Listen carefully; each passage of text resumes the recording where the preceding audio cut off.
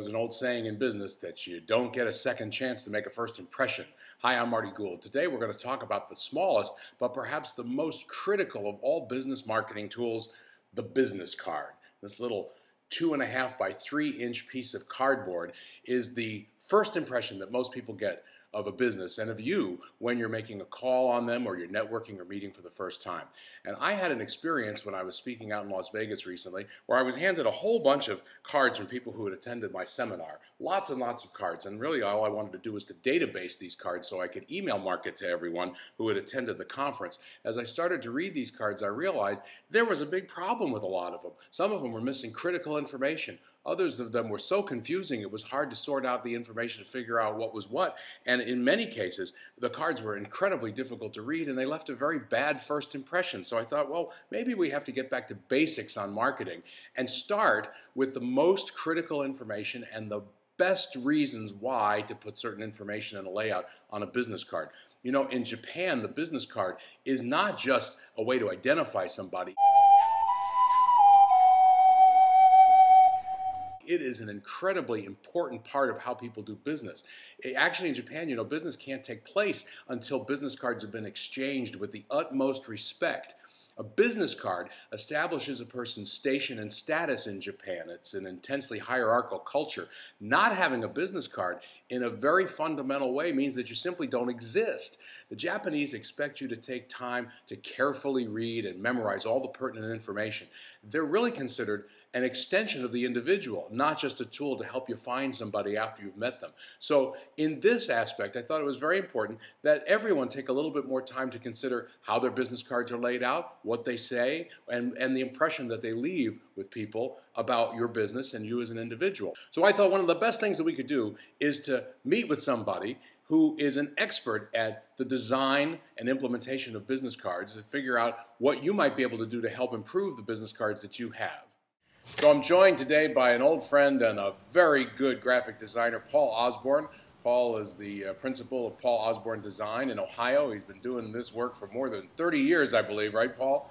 And, that's correct. And for hundreds and hundreds of businesses of all sizes.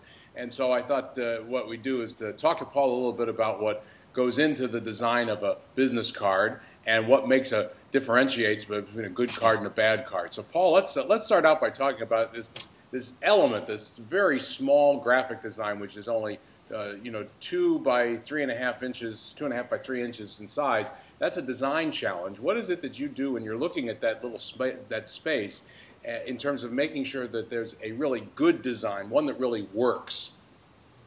Well, you're right. It is a matter that's a design challenge because of the limited canvas you have. So I think simplicity is the key.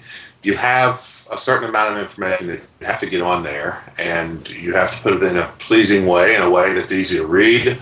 And I think that's basically the key. Of course, you need your logo, your company logo on there. That's the immediate thing that people are going to see. But then you need all your pertinent information. You need your fax number, your phone number, your website, your email, and whatever else type of contact information you might have, your address.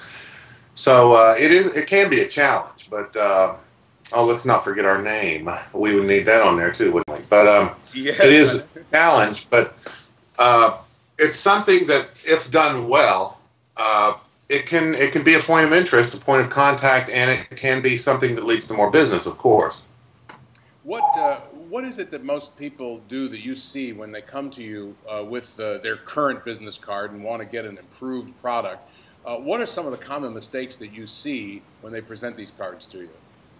Well, there are several, but I think probably the first thing that comes to mind is people try to get too ornate with them, try to get too fancy or whatever. They use a decorative font. That's something that really can be problematic because decorative fonts are not easily read.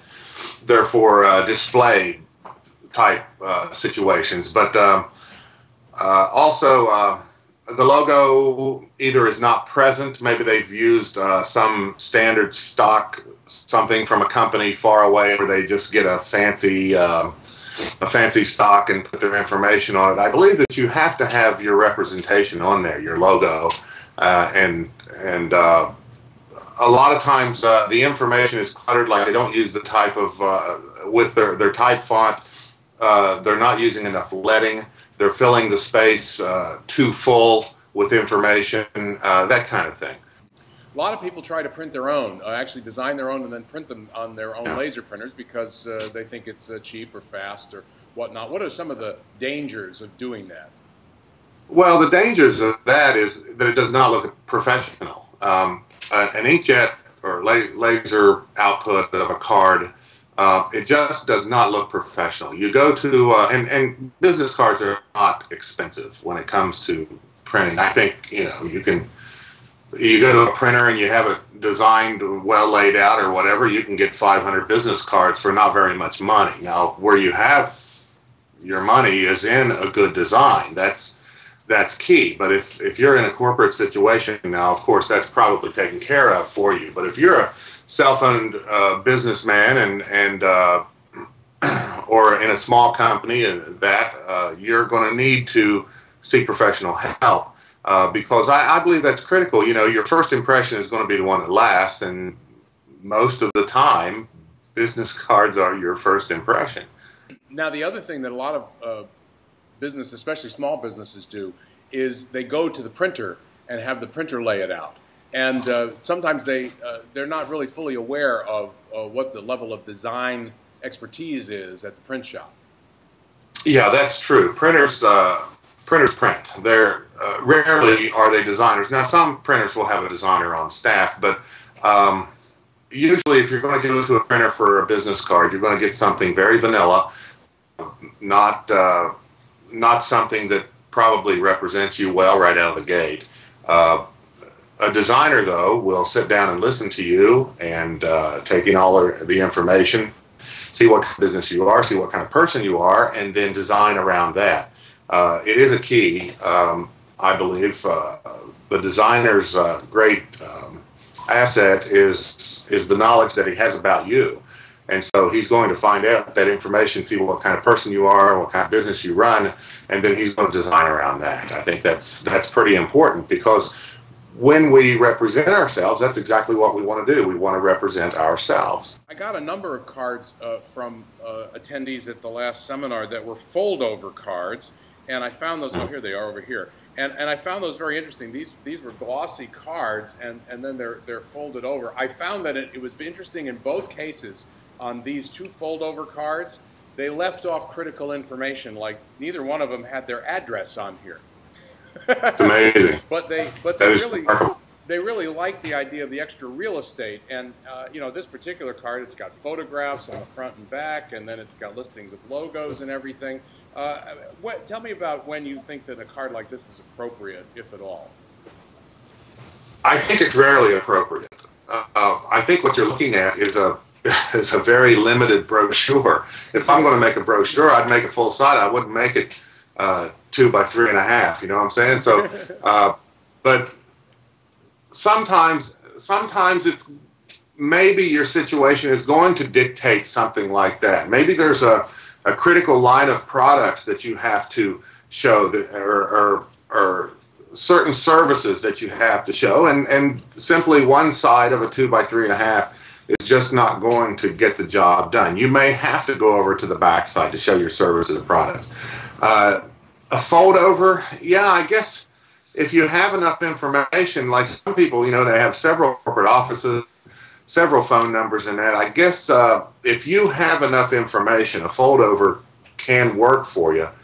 However, I would be more inclined to just get the contact information out there and the bare information to get back in touch.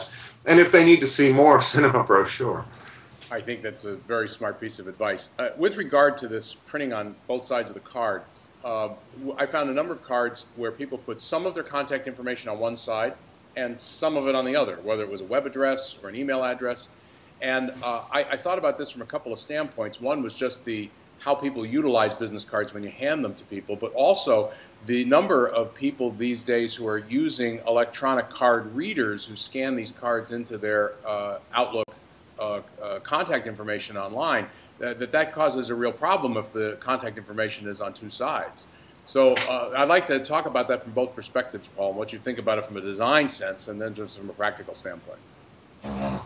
Well, I don't think that really has a great deal to do with the design sense, but what it does have to do with is if you're splitting up the information like that, you're losing half of it. If I'm putting my address and phone number on one side, then I'm putting my fax and my website or whatever on the other side, if there's not, I think that it may be a situation where a person may not flip the card over, and you may be losing out on an opportunity there. I don't think you should split up your information like that. Like I said, put your contact information there, and if you have other information such as services or products, maybe put that on the back side.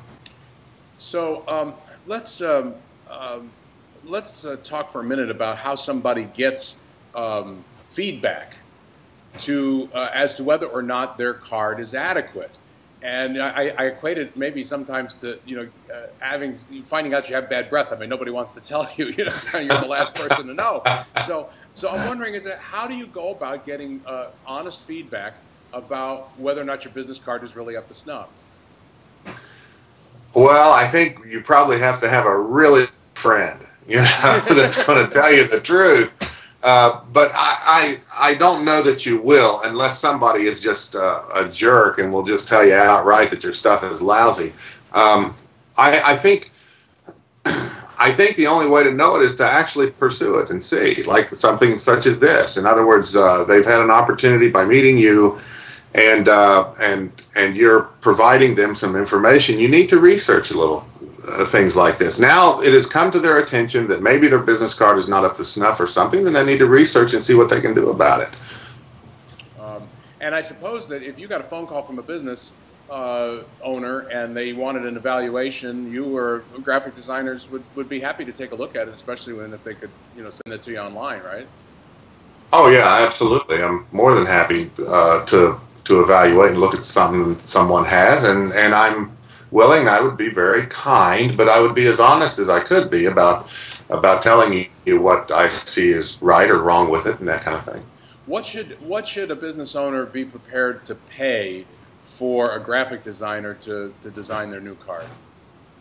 Well, that's a good question. It really depends on who you're asking, who you're going to, because I would think, if you were to go to a designer, depending on what area of the United States you're in, depending on the experience of the designer, his portfolio, what he's done, I would imagine you would have to be prepared to pay between $50 and $150 an hour for something like that. Now, for business card design, I would imagine it should not take more than an hour to do something. Sometimes they get a little more involved. Sometimes people are not satisfied and you have to show them several ideas in that, but I would think an hour or two would be the most that someone would have to pay for something like that. Now that sounds kind of pricey, if you got a guy that's $150 an hour and he spends 2 hours, you've spent $300 before you've even printed one business card. However, you're going to get a lot of mileage out of that.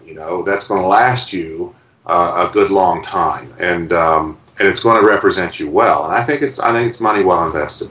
And we should point out that, of course, if your business card is designed a certain way, you want the brochures and the other printed collateral materials and your online presence to look similar, and that this can be the entry point to a redesign of all your products, that the investment kind of can stretch much further, because it can be the cornerstone to unifying all of the way you look and present yourself in all of the materials that you present to your potential customers.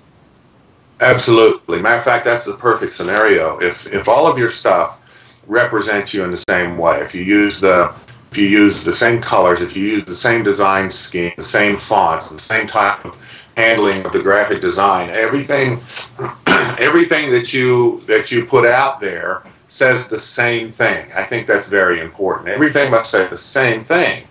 They look at your business card, they get your brochure, they go online, they see the same logo, they see similar colors, they see the same fonts.